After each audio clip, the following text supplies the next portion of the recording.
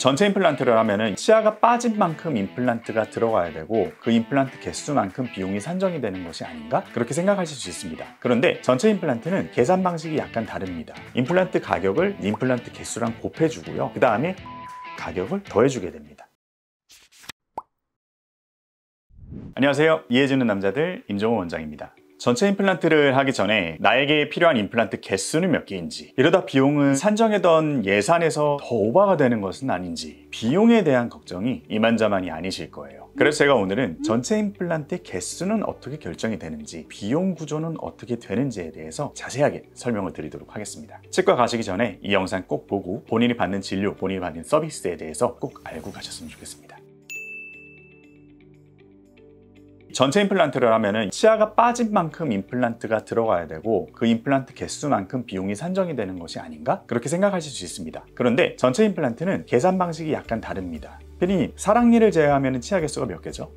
한 20개 정도 되지 않을까요? 정확히는 28개입니다. 그런데 이 치아가 모두 빠졌다고 해가지고 임플란트를 28개를 심는 것은 아닙니다. 어금니 부위의 경우 심는 힘이 100kg에 육박하므로 당연히 치아의 개수만큼 심어주면 그만큼 안정도는 훨씬 더 증가하겠지만, 앞니는 수술을 전략적으로 한다면 치아의 개수만큼 필요가 없고요. 오히려 억지로 심게 되면요, 임플란트와 임플란트 사이에 충분한 공간이 부족하기 때문에 탈이 날 수가 있기도 합니다. 여기서 탈이 난다는 거는 염증이 생기거나 뼈가 녹거나 그래가지고 임플란트의 수명이 줄어드는 것을 말을 하겠죠. 전체 임플란트는 보통 위나 아래 각각 8개에서 12개 정도의 임플란트를 심게 됩니다. 위의 뼈가 아래 뼈보다는 물러서 보통 2개 이상의 임플란트를 더 심어주게 됩니다. 정확한 개수는 환자분을 진단을 한 뒤에 뼈의 상태, 씹는 힘, 위턱과 아래턱과의 관계, 여러 가지 요소들을 고려를 해가지고 결정이 됩니다. 만약에 내가 뼈도 굉장히 좋고 씹는 힘도 그렇게 세지도 않고 이를 악무는 악습관 같은 것들도 없다, 그러면은 임플란트를 적게 심을 수 있는 가능성이 높아지겠죠. 결국에는 전체 임플란트에서 최종 개수는 환자분들의 상태마다 조금씩 달라질 수가 있다는 겁니다.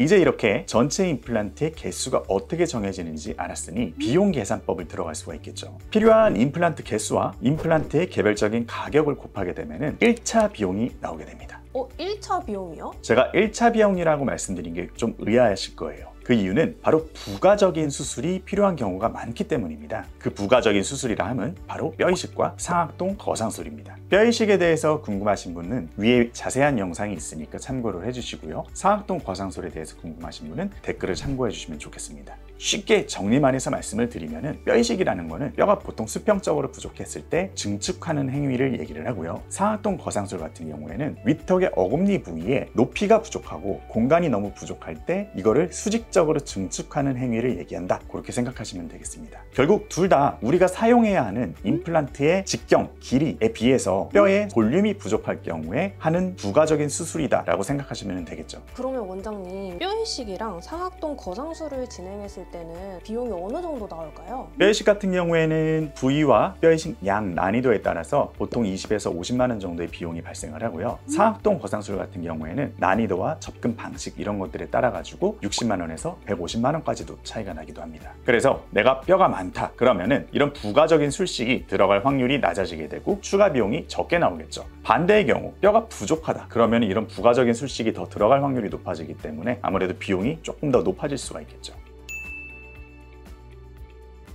이렇게만 말씀드리면 계산이 되게 혼란스럽고 복잡하실 거예요. 그래서 저희 병원에서 실제로 전체 임플란트를 진행한 환자의 사례를 보면서 임플란트가 식립된 개수와 이유, 부가수술 유무, 내원 횟수와 기간, 그리고 가장 중요한 총 비용, 이런 것들에 대해서 자세히 들여다보도록 하겠습니다. 첫 번째 증례를 보도록 하겠습니다. 딱 보셔도 치아가 아예 하나도 없는 상태에서 위에도 아래도 틀니를 쓰고 계신 상태에서 오셨기 때문에 틀니를 뺀 상태에서는 입술이 완전히 안쪽으로 말려 들어간 거를 보실 수가 있을 거예요. 이분 같은 경우에는 임플란트를 한 거를 보면은 위에 같은 경우에는 총 11개, 아래 같은 경우에는 9개 이렇게 식립이 된 거를 보실 수가 있습니다. 치료 기간은 총 3.5개월이 소요가 되었고요. 총 비용은 2,200만 원이 소요가 되었습니다. 되었습니다. 앞니 쪽은 임플란트를 다 심지는 않으셨네요. 맞아요. 아래 같은 경우에는 우리 몸에서 가장 뼈가 튼튼한 부분이기 때문에 송곳니 쪽에 2개의 임플란트를 튼튼하게 심어서 6개의 치아를 만들어주는 게 가능합니다. 하지만 아까 말씀드렸듯이 위쪽 턱은 보통 2개 정도 이상의 임플란트가 아래 턱보다는 더 들어간다고 말씀드렸잖아요. 턱이 상대적으로 무르기 때문에 여기에는 중간에 임플란트를 추가적으로 더 심어가지고 3개의 임플란트로 6개의 머리를 만들었다. 그렇게 이해를 해주시면 될 것 같아요. 두 번째 케이스로 넘어가겠습니다. 이분도 딱 보면은 턱이 좀 짧아져 있다라는 느낌이 강하실 거예요. 위쪽에 틀니를 사용을 하고 계셨는데 위쪽 틀니를 빼게 되면은 치아와 치아를 맞닿게 해주는 높이가 소실이 돼버리는 상황이기 때문에 합주기 입처럼 보이는 거죠. 그래서 이분은 전후 사진을 보게 되면은 얼굴의 모양이 되게 극명하게 차이가 나시는 걸 확인하실 수가 있을 거예요. 언뜻 보면은 되게 다른 사람 같죠? 네, 제가 보기에도 다른 분 같아요. 전체 임플란트가 이만큼 전후가 굉장히 극명하게 차이가 나게 됩니다. 가장 큰 이유는 어쨌든 어금니와 어금니끼리 맞물리면서 우리의 얼굴의 높이, 형태 이런 것들이 굉장히 많이 좌우가 되는데 이게 완전히 없어져 버리다 보니까 전과 후가 극명하게 대비가 되는 것이죠. 이분 같은 경우에는 치료기간이 총 5개월이 걸렸고 오른쪽을 보게 되면은 흰색 뼈가 좀 뭉텅이로 올라가 있는 걸 보실 수가 있을 거예요. 이쪽에 뼈 이식을 많이 했기 때문에 첫 번째에서 봤었던 증례보다 조금 더 많은 기간을 기다렸다라고 생각을 하시면 될 것 같고 이분은 아래쪽에는 각각 1개의 임플란트로 두 번째 어금니로 회복을 하셨고 위에 같은 경우에는 총 9개 임플란트를 이용을 해서 완성을 했습니다. 그래서 총 11개의 임플란트를 사용을 하셨고 비용은 1,150만 원이 발생했다. 그렇게 생각을 해주시면 될 것 같아요. 임플란트 가격을 임플란트 개수랑 곱해주고요. 그 다음에 뼈 이식이 필요한 부분도 있을 거고 그러면은 그 가격을 더해주게 됩니다. 그리고 우리나라 사람들의 70%의 경우에는 이 상악동이라고 하는 공간이 넓어가지고 오히려 뼈가 부족한 경우가 많습니다. 그러면은 그만큼 상악동 거상술이 들어가면은 그게 추가 금액으로 붙게 된다. 그렇게 생각을 하시면 될 것 같아요. 그래서 만약에 여러분들이 이도저도 생각하기 귀찮다. 근데 내가 대충 몇 개는 심어야 되는지 알고 있는 것 같다. 그러면은 임플란트 개수가 예를 들어 10개라고 해볼게요. 근데 내가 알고 가는 병원이 임플란트 비용이 90만 원이래요. 그러면은 그냥 90만 원이 아니고 100 정도를 곱하는 게 전체 가격을 유추하는데 조금 더 정확한 접근법이 되실 겁니다.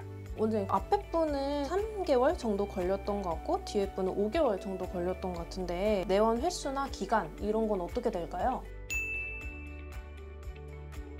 사실 앞에 케이스는 굉장히 빨리 끝난 편이고요. 대략적으로는 4개월에서 12개월 정도가 소요가 됩니다. 그리고 내원 횟수는 보통 4회에서 12회가 되고요. 그 이상이 될 수도 있습니다. 엄청 범위가 넓죠? 비용 범위가 넓은 것과 비슷한 이치입니다. 결국 환자의 뼈 상태와 수술 난이도에 따라 가지고 이런 치료 기간이라든지 내원 횟수가 많이 달라지게 되는 것이죠. 내원 횟수는 술자의 전체 임플란트에 대한 경험이 많고 병원 안에 자체적인 디지털 기공소가 있으면 확실히 조금 더 줄일 수가 있고요. 완성되는 기간 또한 좋은 임플란트의 적절한 선택을 통해 가지고 얼마든지 줄일 수 있는 여지가 있습니다. 중요한 것은 여러 개의 임플란트를 한다면 그 중간 과정에서 임플란트가 몇 개는 실패를 할 수밖에 없는 환경이 생길 수가 있어요. 그렇게 되면 결국에는 내원 횟수랑 치료 기간이 더 늘어날 수밖에 없겠죠. 그래서 반드시 금주 금연은 쭉 지켜주셔야 되고요. 임시치아가 올라가 있는 동안에는 딱딱하고 질긴 음식은 자제해 주시는 것이 좋습니다.